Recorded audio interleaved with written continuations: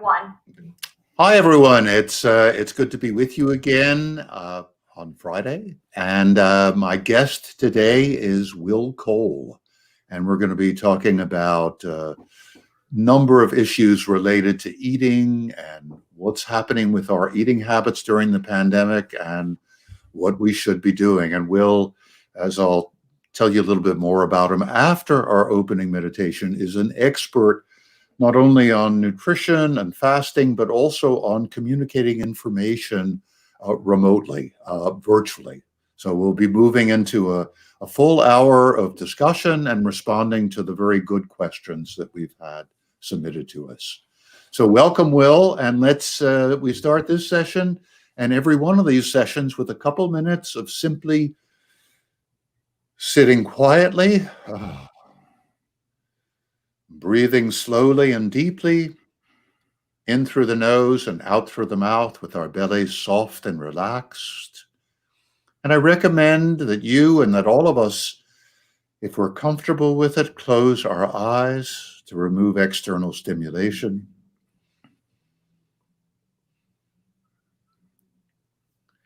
And this is a concentrative meditation, so we're concentrating on the breath, coming in through the nose and out through the mouth, on our bellies softening and relaxing as we breathe deeply.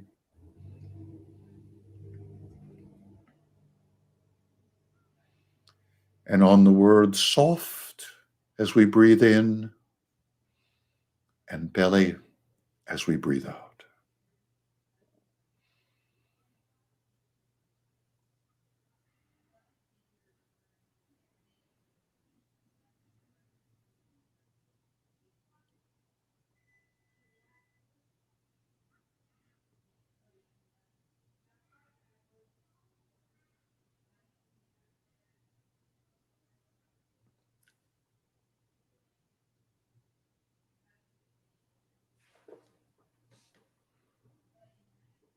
Relaxing a little more with each breath.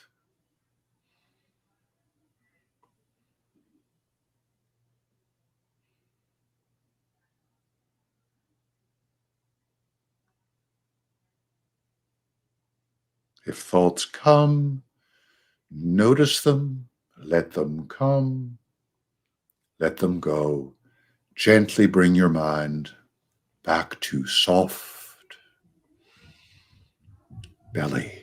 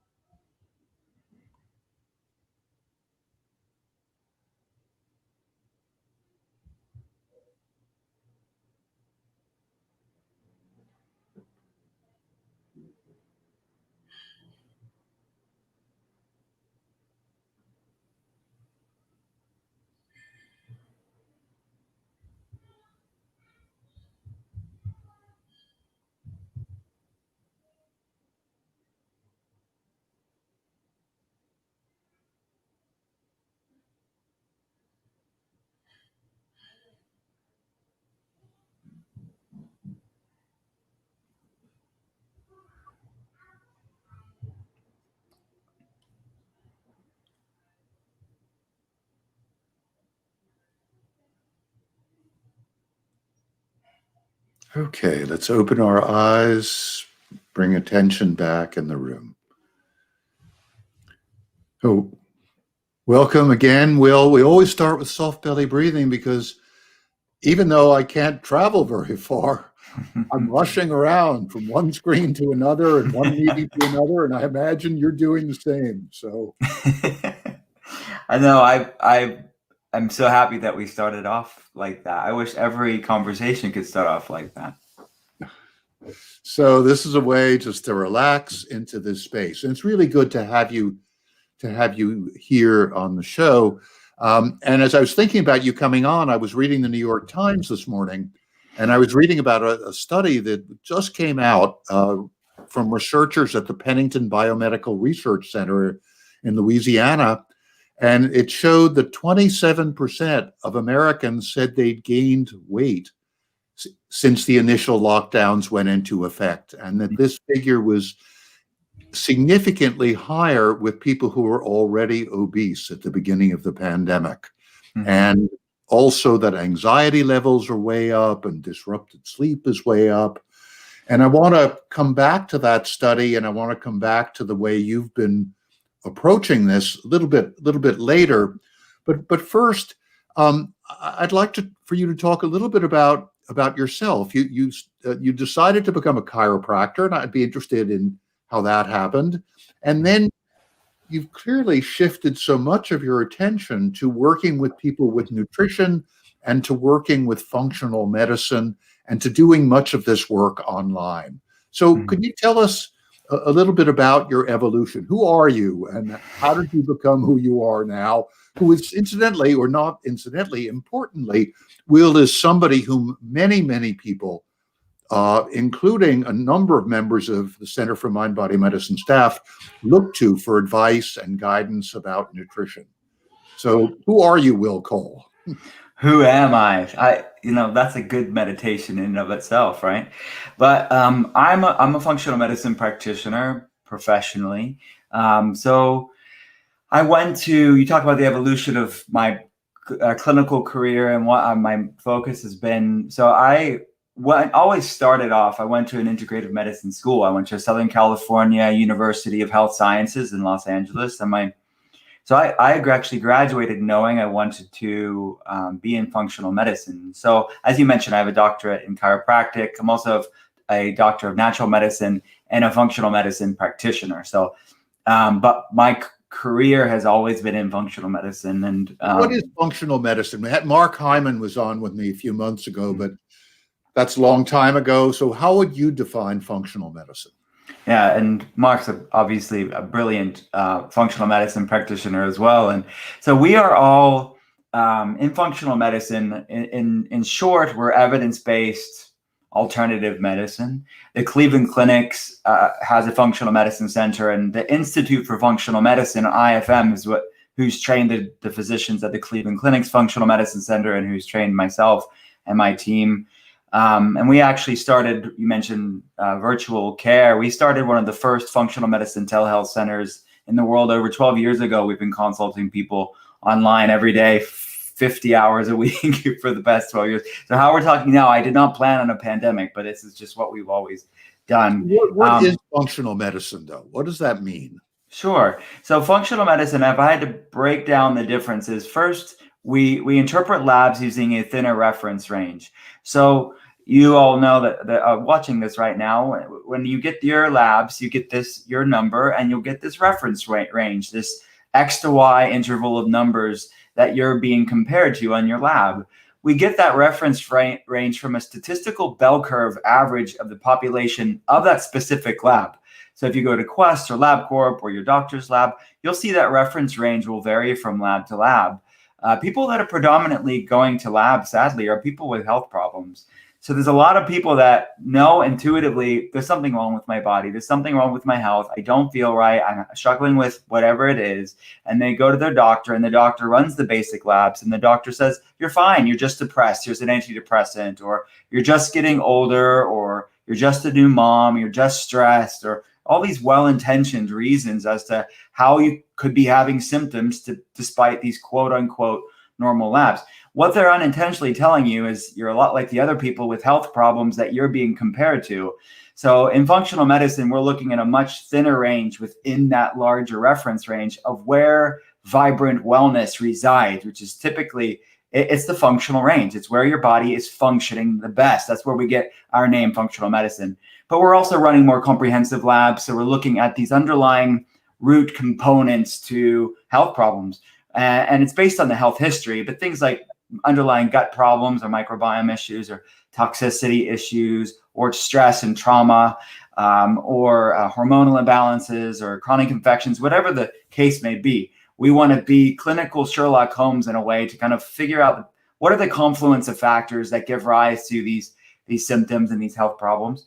And then we realize we're all created differently. So there's not a cookie cutter, one size fits all approach to getting well. And in a conventional setting, everybody with depression or everybody with acid reflux or everybody with high cholesterol are given pretty much the same medications. I mean, you can tinker between brands, but that's basically the diagnose the disease and match it with a medication. But we understand I could have 100 people with, let's say, fatigue, and what's driving that fatigue for one person isn't driving it for the next person. So we see these as check engine lights. We know the check engine light's on, but why?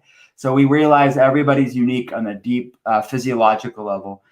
So that's in a nutshell what functional medicine is. So, for example, Will, let's say somebody is fatigued. From a functional medicine, from a conventional medicine perspective, as you're saying, if the labs are all normal, they might say, well, you need more sleep, or you need simply say something like that, or maybe we have to figure out, I don't even know what we're going to, if people may be given psychic energizers, they may be given Ritalin or something like that if they're have difficulty concentrating and are tired. But let's say people come to you with fatigue, what kinds of things from a functional medicine perspective might be causing that?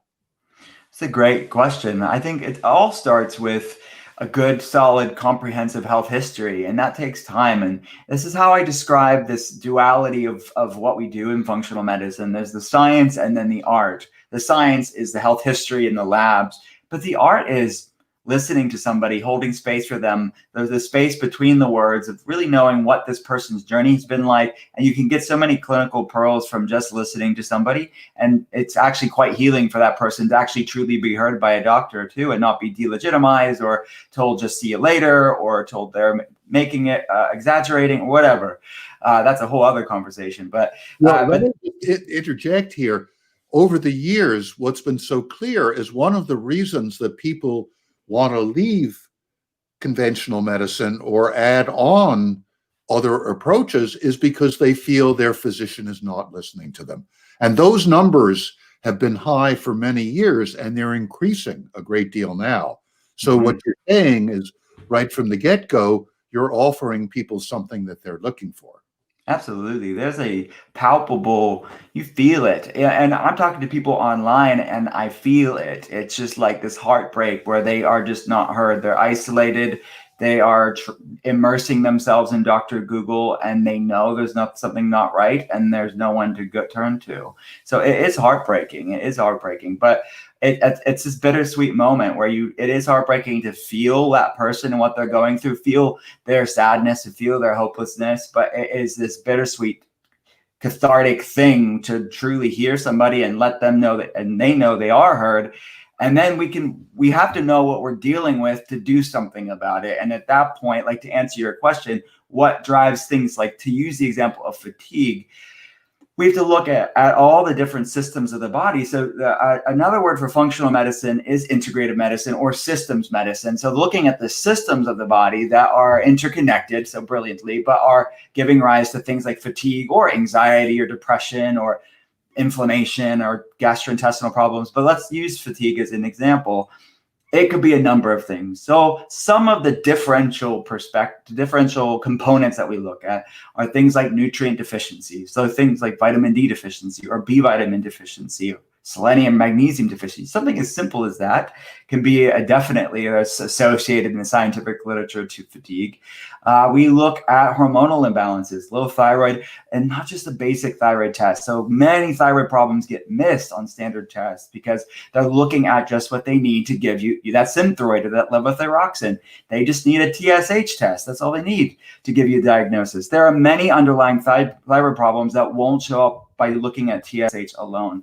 So we look at total T3. Explain to people what TSH is. Not everybody may know. Sure. So it's a conventional lab that we run in functional medicine, and it's also ran in conventional medicine. It stands for thyroid stimulating hormone. It's a pituitary hormone. It's actually a brain hormone that, as its name implies, it's stimulating the thyroid to wake up. So if you see a high TSH, it's meaning the brain is telling the thyroid to work more. But that's just one component. That's like hanging your hat on one piece of the puzzle and saying, I know exactly what the whole puzzle looks like. That's a very incomplete perspective of the complexity of thyroid hormones. So we look at the conversion of the thyroid hormone. So we look at total T4, total T3. So basically, is your body able to activate the thyroid hormone?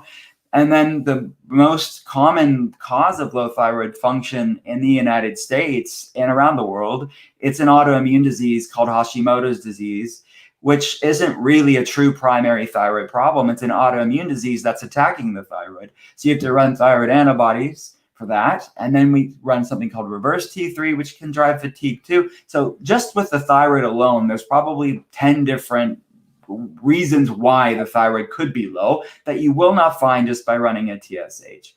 And then we can look at other hormones too, things like leptin. We look at estrogen and progesterone, and that's just hormones. We look at cortisol too, of course. But then we look at other possibilities when it comes to fatigue, like toxicity, either heavy metal toxicity or things like mold and mycotoxins, biotoxins, and Lyme and tick-borne problems and co-infections, activated viral issues like Epstein-Barr virus, underlying gut problems. That's just on the top of my head of what the possibilities are. So we know the check engine light's on, fatigue is on, but why? It is so different for so many different people. Right. And so you start with what conventional testing is, and you look at those, and then you go beyond that. One of the things you're talking about with thyroid is every conventional doctor does thyroid function tests, but you take it a number of other steps, and you take it in the direction of not only what's causing the imbalance in thyroid hormone or TSH, which is thyroid stimulating hormone, but also in terms of what's causing that imbalance, right? So you're looking at inflammation and taking it back. Our goal in functional medicine is always say, but why? And can we go more upstream? Can we get more to the root than even that? Because the body health issues don't happen in a vacuum. They don't happen just because, and nobody's ultimately sick from a medication deficiency. So we want to ask, well, why? And when you ask that question and look, then when you are curious about someone's why, you'll get answers, but you have to look to know. So this is work that's very complex. You're looking at all the systems in the body, because all the systems, of course, do work together. We sort of, we see that when we take a course in physiology, but then unfortunately, a lot of physicians forget that. And they look at the systems as very separate from one another. But functional medicine puts them together. But how can you do this work online? And why 12 years ago did you start to do it? Long before certainly before I or most of us began to work online. How can you do this work online? And even before that, what made you decide to go online? Well, we started seeing people online. It was before the word telehealth was even a phrase. It was just what we said is we called it a virtual clinic, is what we called it 12 years ago. Webcam consultations at a virtual functional medicine center, which is how, and then that evolved to, we use that phrase still, but we telehealth, people are more and more aware of that. So why it happened is because I graduated and I started my clinic, and I'd be writing about functional medicine or speaking about it online, or writing articles about it. And I'm based in Pittsburgh, and is by no means the center of health and wellness. So there'd be people in different states and countries, and they'd be like, "Oh, hey, I want to see you," and then we were able to consult them and guide them and monitor them and give them a functional medicine perspective on their case. They still had their local doctor. Like, we're not replacing their primary care physician. We're not replacing their specialists. We are just consulting them and guiding them on their wellness. We're drop shipping labs to their home. We're coordinating labs locally for them. And we're working in conjunction in many cases. We're working in conjunction with their local primary care physician who's managing their medications if they are on any. And we're working on getting them healthy. And then their local primary care physician can reduce and eliminate those medications as that person gets healthy. So it's quite seamless. We're actually, it's almost like having a doctor in your own house, if you wanted that. Many people that are struggling with health problems actually do, because it's responsive, it's immersive, it's not this, in many ways, an archaic system that's, hey, see you in 6 months. There's a lot of life that happens in 6 months or 3 months or even 1 month. People that are struggling, I mainly deal with people with autoimmunity and people that are dealing with flares and chronic fatigue issues and hormonal problems. That's a lot of decision making and a lot of guidance and sticking to it that you need to do. And we need to be on call with them all the time. So that's how we do it. That point, because I think one of the troubles with our medical system is exactly what you touched on briefly, is the doctor will say, come back in 6 months or come back in 3 months. And that doesn't work. Occasionally that's okay. But for the most part, people need guidance and support. So it's wonderful. What's a kind of standard consult for you? Somebody will call up and what will happen?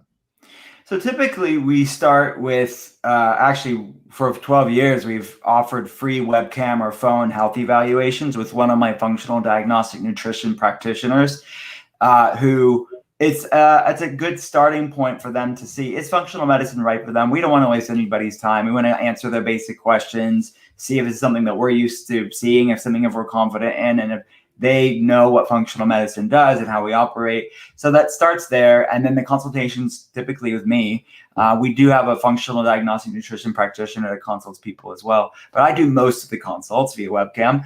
And from 8 a.m. to 6 p.m., that's what I'm doing. I'm talking to people online like this. So it starts with about an hour and a half talking about health. And we have labs. The labs they've had done within the past year or two are sent to us prior. They fill out a comprehensive application, which goes over and we ask very detailed questions to learn about them. And we review that as a team prior to that, us even talking to them. So we I feel like I know them before I even get on the call with them. And then we talk about it all and we get even deeper and we really hear all the things they've done. We see all the things that have been done. And I really am, again, that duality that I mentioned, the science and the art of what I do, to really give a fresh perspective and a thoughtful insight into the things they are doing. And we then recommend action plans. So whether that is, hey, keep doing what you're doing, or more oftentimes than not, it's what labs need to be ran. Let's drop ship the labs and coordinate local labs for you. Let's either wait for those labs to get back to us to get answers, or let's get the ball rolling while those labs are pending with some things that I'm seeing to start implementing. So then we build protocols for them based on their health history. And then how often might you be in touch with, let's say somebody's coming, one of the things that, what we physicians see is people with a multitude of problems, presenting symptoms. They may have some diagnosed arthritis. They may have some gastric problems. They may have some problems with fatigue or sleep. How would a program unfold with somebody who's coming with a number of different problems? Sure. So just to reiterate this too, for people that are maybe new to this, most of the people that I'm seeing are people with chronic health problems, people with autoimmune issues, people with digestive problems, people with fatigue, anxiety, depression. That's just the nature of who I'm seeing. I'm also seeing people that have tried a lot. They've kind of exhausted conventional medicine. They've seen a lot of people in complementary and alternative medicine too. And they're better off than they would be if they weren't doing all the things that they're doing, but they're still struggling. They're still missing pieces from their puzzle, or they're spinning their wheels and not getting anywhere. So at that point, I'm used to beyond the basic stuff. So it's just not going to be solved with that model of like, see you later, like take this pill, see you in 6 months. It's just not going to work for them. They've done all of that. So I have to, typically we run as a concierge functional medicine clinic where we are talking to them multiple times a week at the beginning as we're launching them into health. Like we're really building a protocol for them, a food protocol, a natural medicine protocol, coordinating with their local doctor if we need to, getting them to labs. We're clinically monitoring them and coaching them and guiding them to really hear them and be responsive to their needs, and making sure we're getting their needle moving in the right direction, their health moving in the right direction. So we are talking to them as much as required. So they, some people need more, some people need less, but it's as much as they need. Now, there are some people that go visit by visit, and some people, that's all they need. But most of our cases require more than that. Great. No, I think this is really important, and I hope other practitioners who are watching understand how important that continued connection and support and guidance can be, particularly for people who've had chronic problems. Absolutely. One of the focus of your recent book is on fasting. How does Mhm. fasting come into play? Why are you focusing on that, and how can it be useful? And what It's does it mean? What do you mean when, because fasting means different things to different people. So Sure. Yeah, there's so many ways to fast. And fasting, different iterations of fasting is something that I used in my own life for a long time, 15, 20 years, but I've used clinically in my entire clinical practice. But I called the book Intuitive Fasting because actually want people to get to a place of intuitive eating and just intuition in general. I mean, this is so much a heart of your work, but I mean, I want people to really know what their body loves, what their body needs, and what their body doesn't need, and have the discernment to see the two. And most people, when I'm meeting them, they're in a state of such imbalance. And what that means is that chronic inflammation is an imbalanced immune system. Hormonal imbalance is improper signaling of the brain endocrine system. So there's a lot of physiological imbalance going on. So as there's imbalance going on in the world globally, as above, so below, as far as what's going on, we're part of nature, and there's climate change going on globally, and there's climate change going on in people's body in the form of chronic inflammation. If you look at the levels of autoimmune conditions, of mental health issues, and that's a whole other different topic, but mental health is we like to separate that in Western medicine, but mental health is physical health. It's part of our brain, is a part of our body. And there's a whole field of research looking at how inflammation is impacting how our brains work. The point is, there's a lot of imbalance. So fasting is one tool in our toolbox in functional medicine to center the body, to bring homeostasis in the body, so we can calm the noise of inflammation. We can gain metabolic flexibility, so we're not so rigid in our imbalance. And we can actually hear the still small voice of our intuition. So we're guided by eating when you're hungry, eat until you're satiated, and knowing what foods make you feel good and which ones don't. When you're hangry and people are in the throes of insatiable cravings or in the throes of a autoimmune flare, it's really to know what foods are serving them and which ones are unintentional saboteurs. So intermittent fasting is a way to gain that, but it's flexible. The way that I advocate it in intuitive fasting, it's quite flexible. And it's these vacillating eating and fasting windows that mimic what humans would have done for thousands and thousands of years. So it's decreasing that chasm. what might that look like? So it comes to you with the kinds of chronic health problems that we were discussing earlier, and how do you get them into intuitive fasting, and what do you tell them, and what do they wind up doing? So the way that I advocate it in the book, it obviously you know this, but when you're talking to a patient, you are able to really know them and build this all completely personalized. When you're writing a book, you don't know the person that's going to read it, so you try to make it as approachable and doable on your own without a professional or clinician or doctor or specialist there. So in the book, it's adapted from protocols that I give patients on an hourly basis. So it's a 4-week plan, and you can cycle through these 4 weeks as much as you need to. And this is all born out of my clinical experience. But the first week is a body reset week. So it's a 12-12 fasting to eating window. So an example of this is very simple, but it's eating within a 12-hour period and fasting within a 12-hour period. So let's, for example, 8 a.m. to 8 p.m. You're making sure you're getting your calories in all day long. It's very simple. It's basically just avoiding late night snacking, allowing your body to fast through the night until you break the fast at breakfast in the morning. And then we are leaning in from there. Week 2 goes into an 18-hour fast. So you're eating in a 6-hour window. So from, let's just say 12 to 6 p.m., you're getting your calories in, and then you're fasting all the way through the evening until the next day, until the next lunch. And why is that a good thing for that 18-hour fast? What's the benefit of that?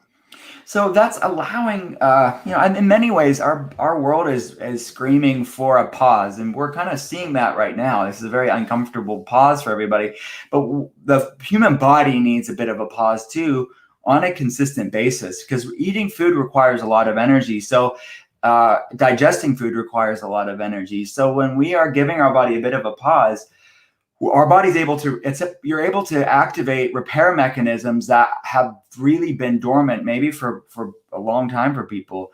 So humans would have evolved with times of fasting because of either food scarcity, of which most people in the West, of course, there's still major problems in certain parts of the United States and the world as far as food accessibility. But for most people in the West, they have food on demand all day, every day. And it's foods that are really inflammatory too and disrupt the microbiome and all of that. That's really not good for balance in the body. So by allowing a reprieve from that, you're allowing your body to actually, the best way to think about it is Paracelsus, the father, one of the fathers of medicine. He was called the father of toxicology in the late 1400s, early 1500s in Switzerland. He called it the fasting, the physician within. So we're kind of tapping in this physician within that's upregulating these healing pathways. So when you're fasting, you're increasing something called ketosis, nutritional ketosis. So your body's producing something called beta hydroxybutyrate, which is a ketone that allows it's a signaling molecule in your body that researchers refer to as a fourth macronutrient. So you're tapping into this fourth macronutrient. So we have proteins, fats, carbs, and ketones. That is the signaling molecule that is this physician within. It repairs the body. So it lowers neuroinflammation that's associated with things like fatigue and anxiety and depression and brain fog. It increases something called BDNF, brain-derived neurotrophic factor, improving the brain's ability to actually make new neurons.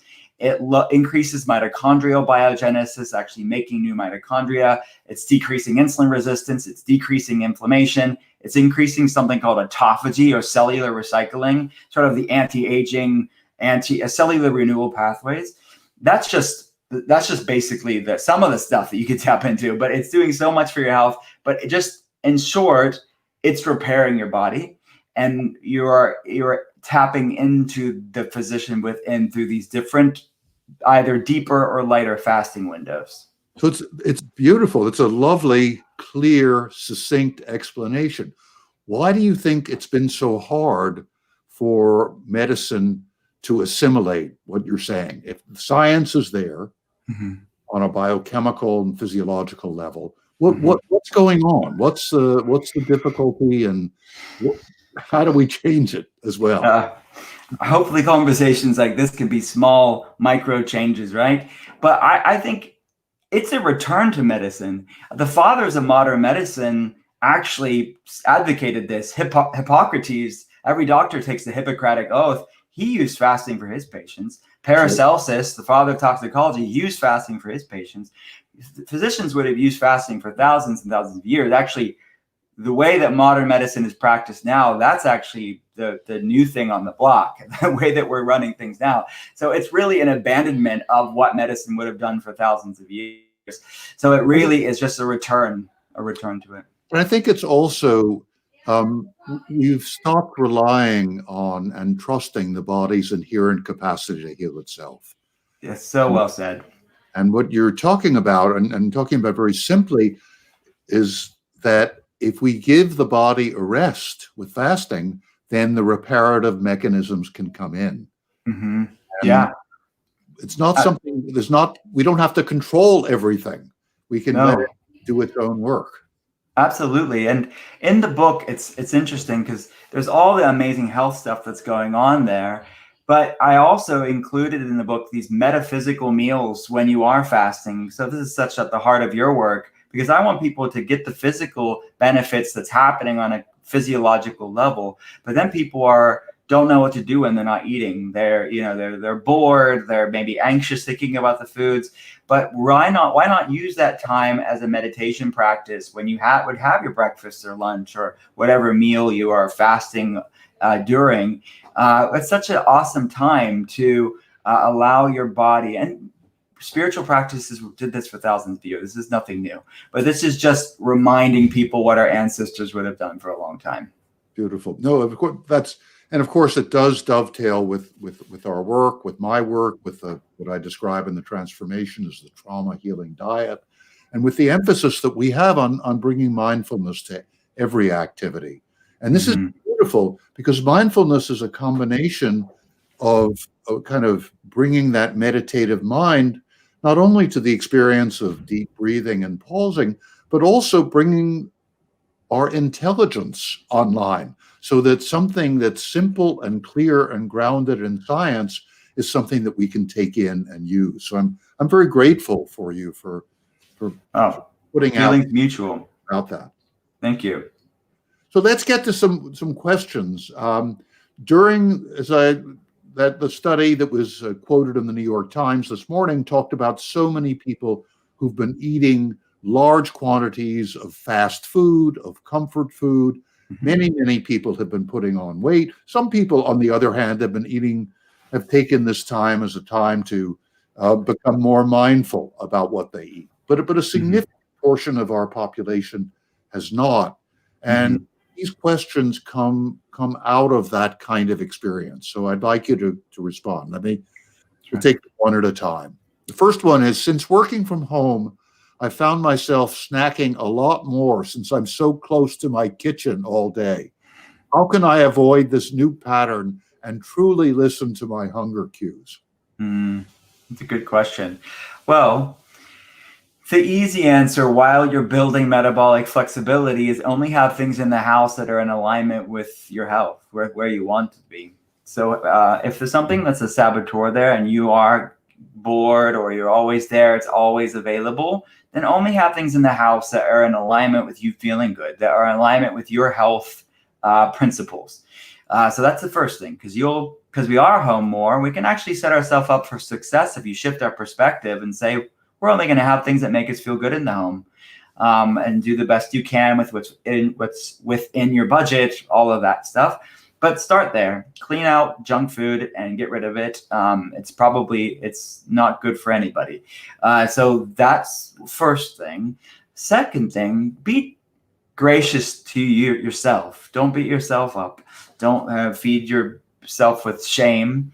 Don't stress about this stuff, because this is a whole unprecedented way of living for many people. People are not used to working from home. Their kids are home. They're homeschooling their kids many times. Their partner's always home too. So there's that newness that a lot of people are going through. So be gentle on yourself and don't beat yourself up. Third thing is, I would say, start leaning into these health practices that I advocate for to gain metabolic flexibility, to actually learn about your body and be curious about really what's your intuition saying, not what your hangriness and cravings are saying, but what's your intuition say. So that's what I talk about in intuitive fasting, and I talk about that throughout. There's even tons of resources at drwillcole.com too for people, just free content. Say that again, Will, so people can look for those resources. Sure. So it's drwillcole.com, drwillcole.com. There's hundreds and hundreds of articles that I've written over the years where people can get recipes and ideas and mindfulness practices and perspective shifts on food. Then, if it's appropriate for you, we can always run labs for you. We'll get labs coordinated wherever you're at and see maybe there is some hormonal problem going on that's driving the cravings. Sometimes it's not a lack of willpower. Sometimes when you have insulin resistance or blood sugar at roller coaster going throughout your day, it's really hard. Even the most resolute, will-powered person falls to the whim of insatiable cravings. So sometimes there's something physiological that's driving the cravings. But look, as you know so well, for the person that asked this question, stress management is a major part of that too. So when you're stressed, you're more likely to go for the foods and overeat and all that stuff. So really practicing mindfulness and meditation as much as you can to create that awareness of who you are and you are not your cravings. So what if you do suspect there may be something other than willpower or mindfulness that needs to be brought into the equation? Who would you go to discover something like insulin resistance? How would you proceed with that? Well, there's a few things. One, we see people, you could reach out to us. Another one would be functionalmedicine.org is a great, Cleveland Clinic's doctors are there, Mark Hyman's, all of us in functional medicine are there. So if you don't want someone via telehealth, or you want someone in your local city, functionalmedicine.org is a good resource. A lot of the labs that you would look at something like insulin resistance or thyroid issues, you can technically ask your local PCP, your local conventional doctor, to run the lab. So I have all these labs. Primary care physician. Yeah. Exactly. So your local primary care physician, if you go to drwillcole.com, my website, you can look at all the labs in the reference ranges and the optimal ranges there. You just print out that or pull it up on your phone and just ask your doctor, hey, would you run these labs? And then you can measure it for you. You can gauge it for yourself and start that process on your own.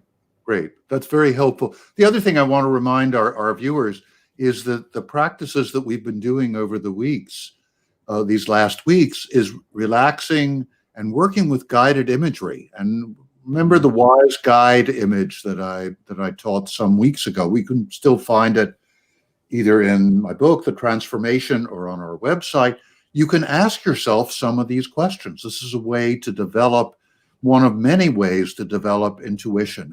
And that's one of the things that I do. I say, what am I really hungry for? What is right for me right now? And is it really time to eat? Asking yourself very simple questions and giving ourselves a moment, maybe with eyes closed, just to say, okay, what do I really need right now? And right now, what's coming up is, for me, is, well, maybe I need a little water, maybe a sip of coffee, but that's it. I'm not hungry. That's well said. I may have thought, oh, it's 3:30. I haven't had lunch. It's time to eat. So I think this emphasis on developing intuition is really important. I want to come to the second question, Will. These days, I hear a lot about inflammation and how we can reduce inflammation. What does inflammation in the body mean, and why is it so important? So inflammation is part of our immune system. So healthy, balanced inflammation is actually a wonderful thing because it fights viruses, it fights bacteria, it heals wounds. We need healthy, balanced inflammations. Just like anything else in the body, it's subject to the Goldilocks principle, right? Not too high, not too low, but just right. Our gut microbiome, our hormones, and inflammation all need to be balanced. So chronic inflammation is really the word that's used when we say inflammation. Typically, what we're referring to is chronic inflammation. So that's inflammation out of balance. It's that forest fire that's burning in perpetuity. That's not good. That will cause damage. So chronic inflammation is associated in the scientific literature, just understanding how diseases work, just about every health problem. I mean, anxiety, autoimmune conditions, depression, diabetes, heart disease, cancer. I mean, the list goes on and on and on. These are all out of balance inflammatory processes that impact different parts of the body. So to calm and arrest inflammation, to balance inflammation levels, is of utmost importance to, sadly, the majority of the human race today. Okay, one of the important points that I just want to highlight is that you're mentioning conditions that up until the last few years, nobody ever believed had anything to do with inflammation. And still, many physicians and mental health professionals, for example, don't recognize or understand or haven't been educated about the possible connection between inflammation and anxiety and depression. So I wonder if you could say a little bit more about that, because I think it's an important. I mean, the people will say, well, yeah, I understand it with arthritis and maybe with arteriosclerosis, but anxiety and depression? Yeah. So, and there's different schools of understanding these issues. And there's, of course, exceptions to this. And we have to look at both sides of the coin, right? This is the bidirectional relationship between our thoughts and emotions and external stuff and life situations and our physiology. Because thoughts and emotions, like a stressful life event or trauma or a toxic relationship or unhealthy work, your job, that's going to impact inflammation levels. That's going to raise inflammation levels up in the body. How does it do that? How does a toxic relationship or a stressful job increase inflammation? What goes on? So it's shifting the body into a deeper sympathetic response or a fight or flight response. So our body wants to actually go in repair mode, actually go in survival mode. So there's a whole cascade of inflammatory pathways that will happen then, and that activates what's called a cortisol response in the body. So cortisol is an endogenous immunosuppressant. So cortisol is a stress hormone, but why is cortisol coming up? It's to raise blood sugar and blood pressure to actually get us away from that danger, but it's also lowers inflammation levels. So the body's trying to recalibrate and to heal, but when the body's under chronic stress, that's been shown to increase cytokine activity, pro-inflammatory cytokines, and cortisol is trying to lower that. And just cytokines are, not everybody knows that word. Yeah, cytokines are signaling molecules, or cytokines are proteins that your body makes that are pro-inflammatory. Again, not inherently bad, but too high for too long, that's a problem. You want inflammation levels to come up, because if there's a threat like a virus, you want the inflammation levels to come up, but then you want it to come back down. Chronic stress is like there's always a threat, but there's no threat. It's just constantly being irritated, and the body's thrown out of balance there. So back to the brain health question that you said, there's a whole field of research called it's known as the cytokine model of cognitive function. So cytokines, which I just mentioned, they're pro-inflammatory molecules. It's research looking at how inflammation is impacting how our brains work. How is inflammation impacting mental health? So anxiety is implicated there, depression is implicated there, ADD, ADHD, autism, all of these things can have inflammatory components. And so you're saying there's inflammation in the brain? Yes, neuroinflammation. So you're right. The brain used to be considered conventionally as immune privileged, that the immune system didn't impact the brain. Like you said, I could get behind arthritis or autoimmune condition or heart disease, but the brain, well, now we know that the majority of brain cells are glial cells, and microglial cells are the brain's immune system.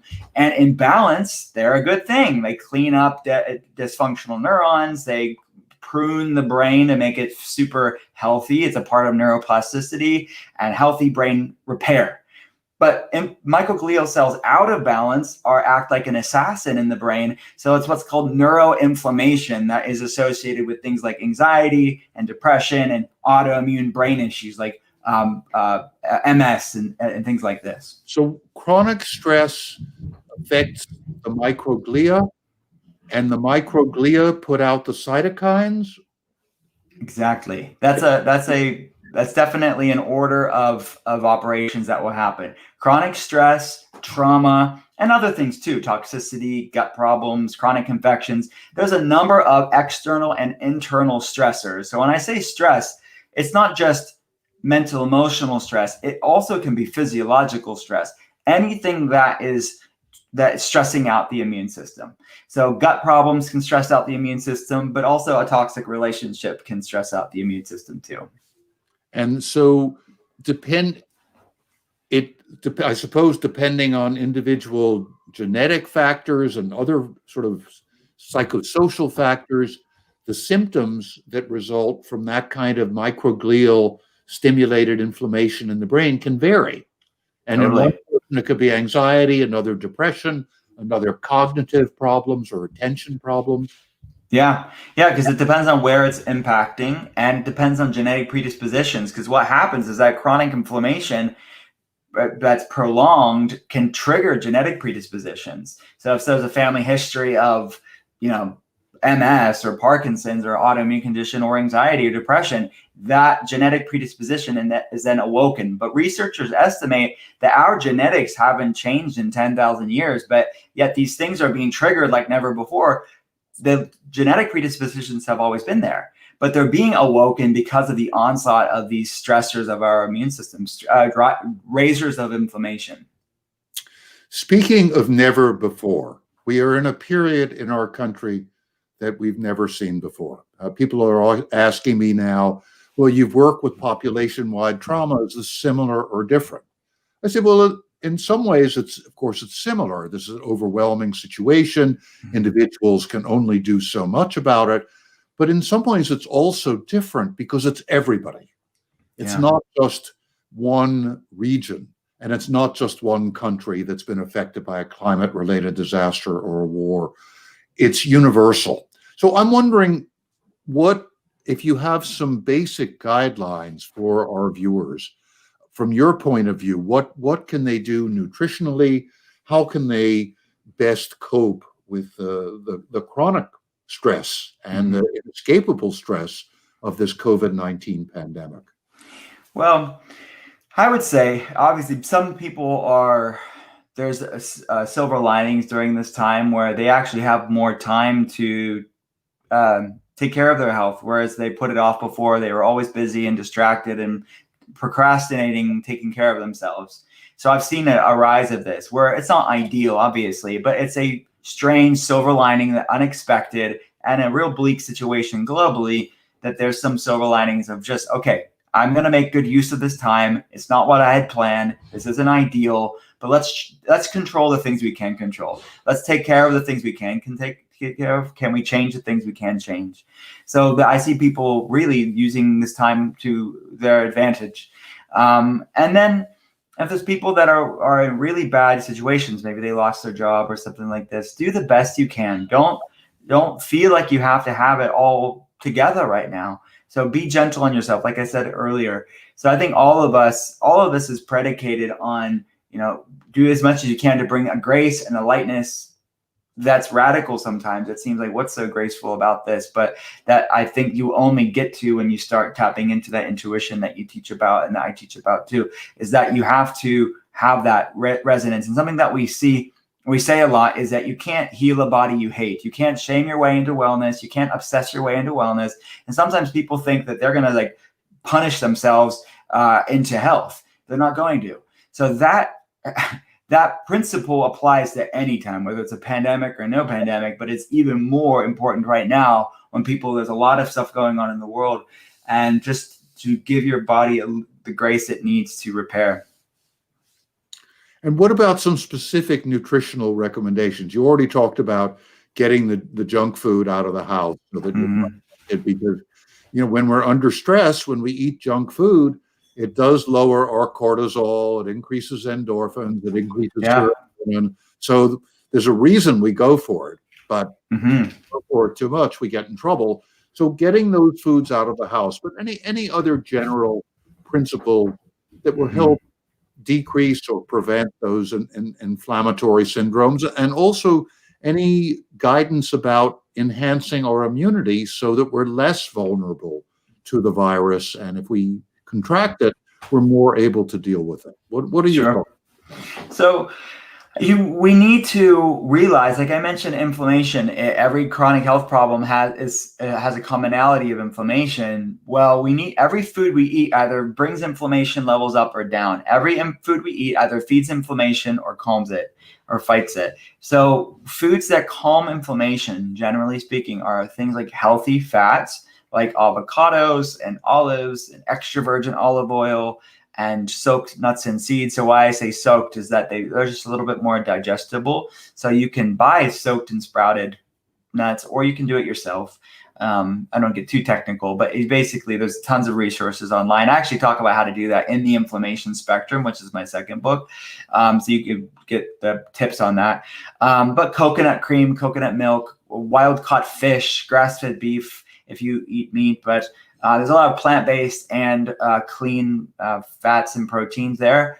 Lots of vegetables. I'm a major fan of green leafy vegetables, non-starchy vegetables, and sulfur-rich vegetables. Talk about detox pathways. Things like broccoli and asparagus and Brussels sprouts and onions and garlic. A lot of them are higher in sulforaphane, which is supporting methylation, which you need for detox pathways and healthy immune system.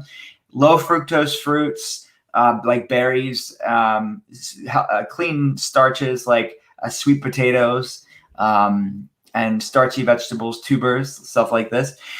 These are foods that really are in alignment with our biochemistry to repair and like Hippocrates, the father of modern medicine, he said, "Let food be thy medicine and medicine thy food." He also said, all disease begins in the gut.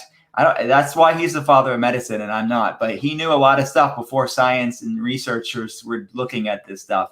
But now research is catching up with antiquity. That every food we eat is medicine. It can be medicine, or it can tear down your health. So we want foods that calm inflammation levels down, that don't disrupt our microbiome, our gastrointestinal system, which is 70 to 80% of our immune system. So when you're dealing with inflammation, which is a product of the immune system, you want to be gentle where most of the immune system resides. So what you can do for your immune system, the best thing you can do is to balance inflammation levels out. So focusing on those foods that I mentioned, lots of soups and broths and stews, which traditionally humans would have done for a long, long time. But these gentle, easy to digest foods are really nourishing to our gut microbiome, which is where most of the immune system lives. And yeah, so that's primary. And then fasting. Fasting is a wonderful tool for the immune system. It repairs things. It's that physician within. So gentle, and it's free too. Fasting is free.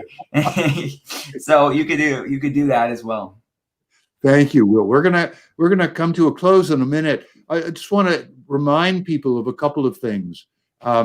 First of all, eating slowly and mindfully will make a major difference both in how much you consume and in what you consume and in how much you enjoy it as well.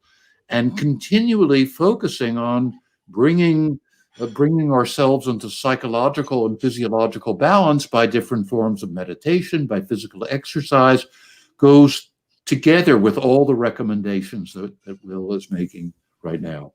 Mm-hmm. Will, can you give people once again, can you tell them where to find out more about you, what your website address is?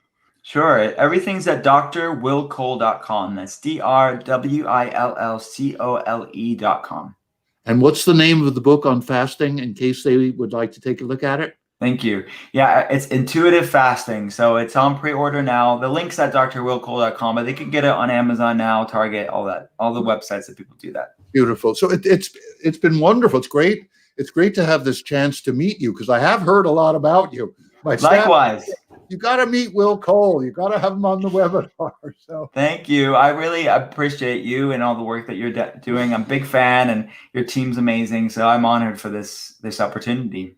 Great. Thanks, Will. So hopefully we'll be talking again. But right now we're going to close and take a couple of deep breaths. And Will, if you want to stay on just for a minute after we finish, so you and I can just check in with you. Sure.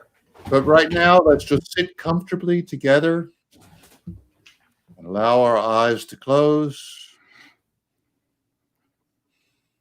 and breathe deeply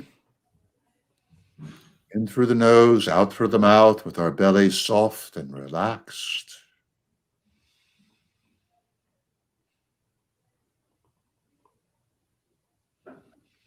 Focusing on the breath coming in through the nose and out through the mouth, on our bellies relaxing, and on the word soft as we breathe in and belly as we breathe out.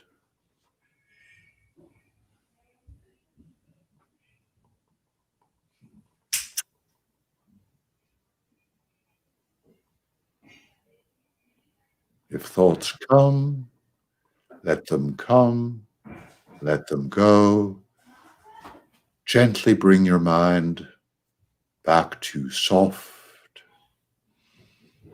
belly.